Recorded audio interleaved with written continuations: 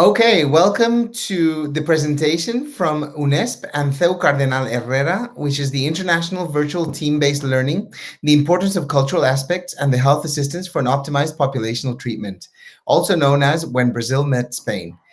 My name is Chirag Sheth. I am one of the team leaders from the Spanish side, and I'd like to present you to my co-leader. Please go ahead. Hello, it's a pleasure to have you all here, and I hope you enjoy uh, what we did with our virtual exchange. My name is Silke Weber. I'm from the Botucatu Medical School here in Brazil. So, next. So, go ahead, Silke, please introduce the talk, and then I'll continue. So, we will give you a short overview with the background, why we thought of our virtual exchange. Who are the leaders and participants? We give you an overview of the project structure and organization and the outcomes and results. And afterwards, Chirag will give a short debriefing and evaluation of our experience. Next, next.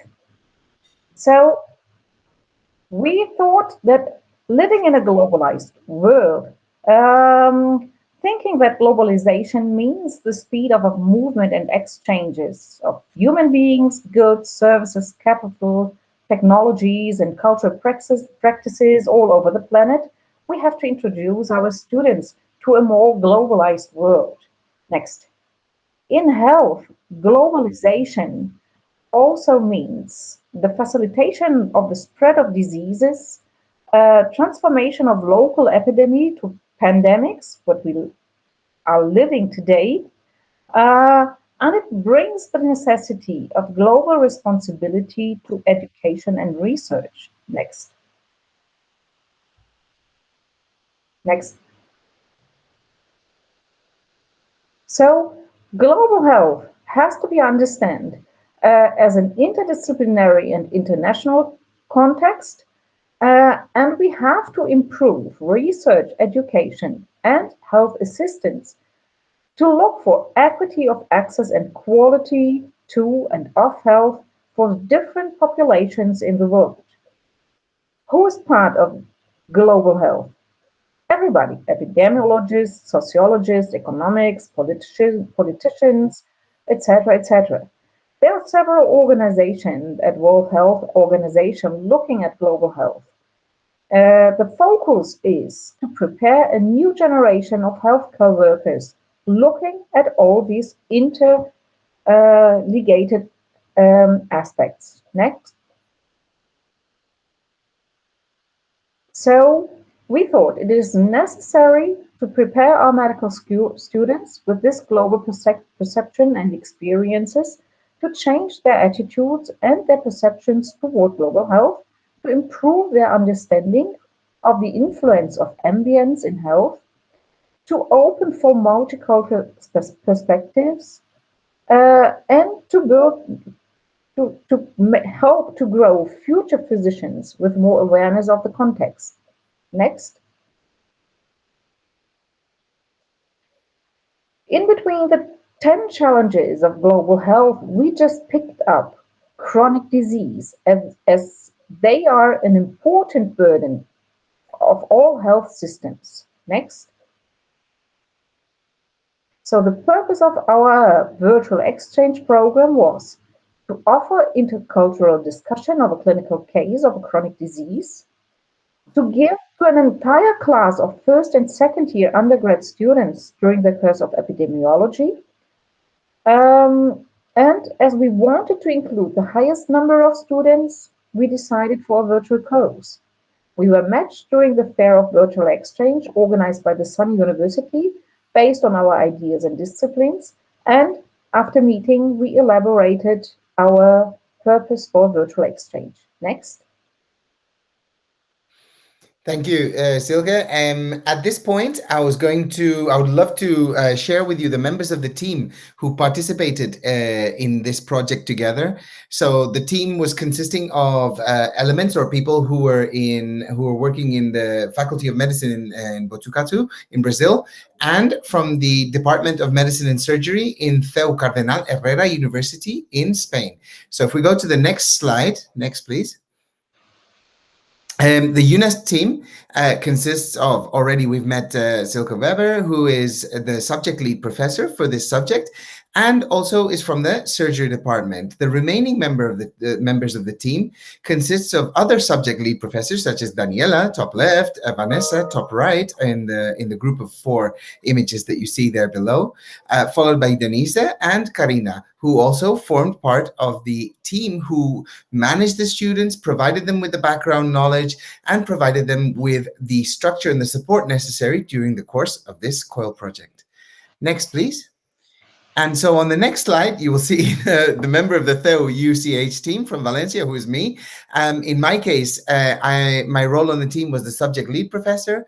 I'm an associate professor at my university, and I run the subject of epidemiology and public health, similar to the subject of global health, which is run in Brazil. And so these were 2 sort of very nicely matching subjects where we were able to find a nice synergy between the 2 subjects and able to develop this project together for both groups of students.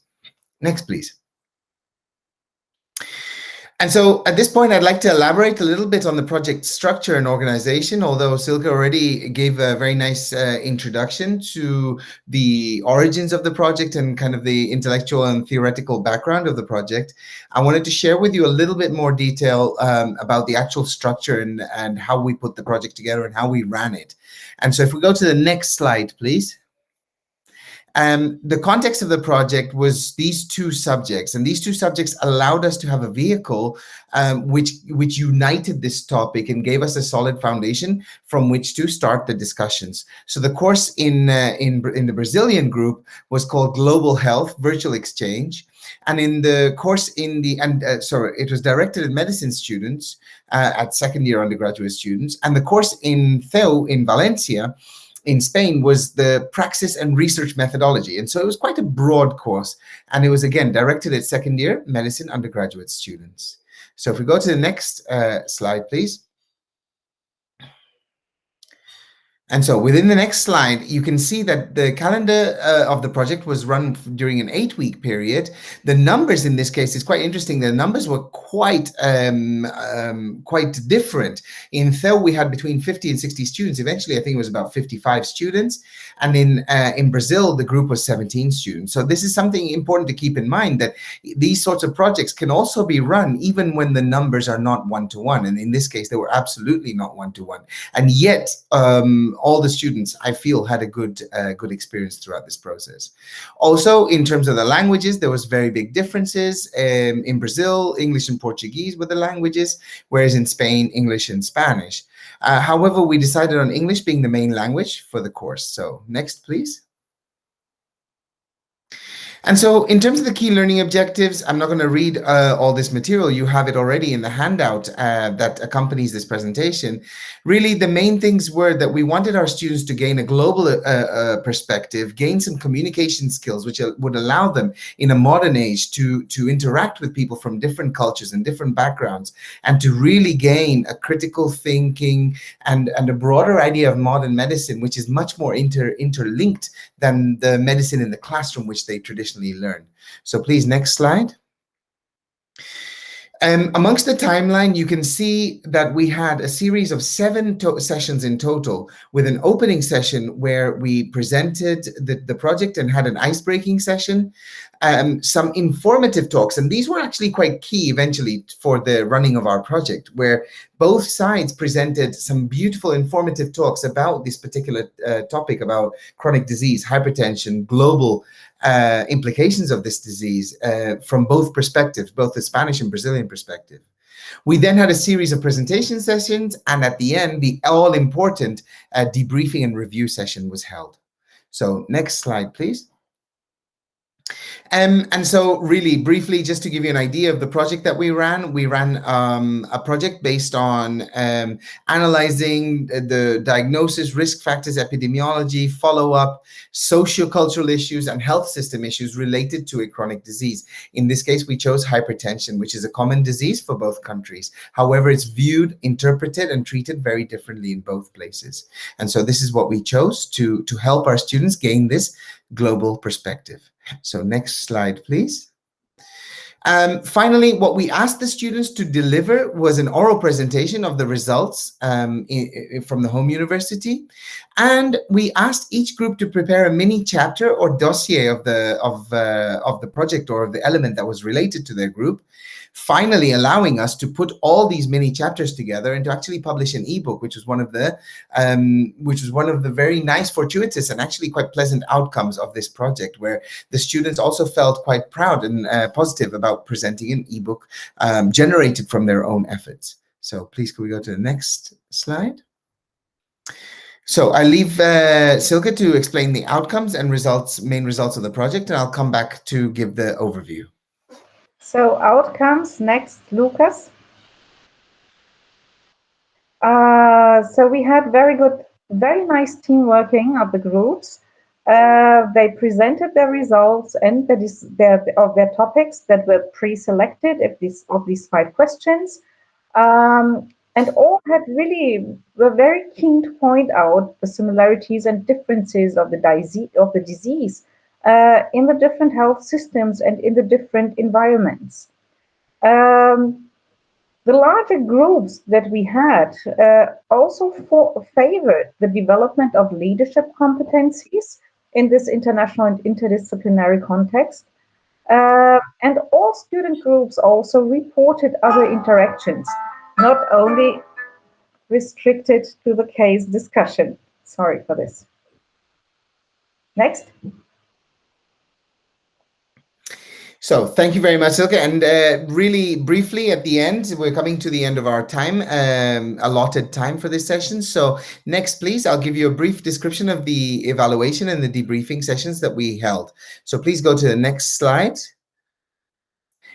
So we had an analysis of the goals set versus goals achieved for this project. We wanted to demonstrate the viability of international student collaborations. We wanted to demonstrate that the students can carry out coursework technically, internationally. We wanted an international reflection on this topic in medicine, and also to develop a model that could be built upon and expanded in the future. And you can see that from all our goals set, we achieved almost all goals completely. The only ones that we achieved partially was we wanted to do a little bit more to develop a creative network. We wanted them to interact a bit more, maybe continuing on from the project, but this is something that we can work on in the future. And we also wanted to do a little bit more. In fact, we have in the pipeline more courses, more projects that will demonstrate better the strengths of online and interactive learning. And so it's good to have goals still to achieve. We achieved the majority of them, and for this we were quite satisfied with the outcomes of the project. Next, please. And so what I think one of the nicest or one of the best indicators of success is the students' voices themselves. And here I leave you with some quotes directly from our debriefing session, in which we allowed the students to express their opinions about the project, about internationalization, about globalization, about health, and really so the comments that we received were by and large quite positive, and they gave us good indications to proceed with this type of project. So they enjoyed finding shared points of view. They enjoyed looking at the bigger differences and similarities between health systems, and really this is what we wanted. We wanted them to have a global perspective of their project, and we achieved this. And so this, by and large, was one of our greatest satisfactions in this project. So could we go to the next slide? And so of course, there were some problematic aspects, and I think it's important to recognize these, because these provide us with a a path towards the future with a view to improvement. And students indicated that they could have preferred more planned sessions and meetings, maybe more joint icebreakers, which we are incorporating in the next sessions, and maybe to split the groups into two. We thought that large groups worked quite well, and they did. However, maybe in future editions we could run two similar or parallel groups investigating two different diseases, and then maybe do a cross presentation. But for students from UNESP indicated that they would like to have done a practical activity, which also we are thinking of incorporating in future editions. So it's nice to come out with suggestions and viewpoints to improve the project in the future. Next, please. And so in terms of the future changes, as we indicated, we are taking on board the student opinion, we're taking on board the student feedback, and we're going to make some modifications into the future based on what they suggested. Next, please. And so finally, at the end of all of this, I think a pertinent question for academics, for teachers of medicine, for virtual exchange teachers is, was it worth it? And so I have to say, from an academic point of view, it was absolutely worth it. Silke, was it worth it? Yes. Indeed. From a student perspective, they also said that it was absolutely worth it from their side, and from all of us, from the professors who participated, really was a rich and rewarding experience. And I think we need to take that into consideration, and we need to factor that in as well for the academic side. We started off building a project without knowing each other. We are now very good friends and colleagues, and I think this is something that is essential and one of the best things to come out of these projects, aside from the academic perspective. And I think that was my final slide. So next, please. Yeah. So, Silke, I'd like to leave you with the final words for the presentation, if you wanted to add something else. Nothing to add. I think Yeah. this was our experience. It was a very positive one. We thank you for your attention, Indeed. and I think we are both here. You have our addresses to contact us if you want to have anything else you want to know. Thank Sure. you. Thank you very much. Goodbye.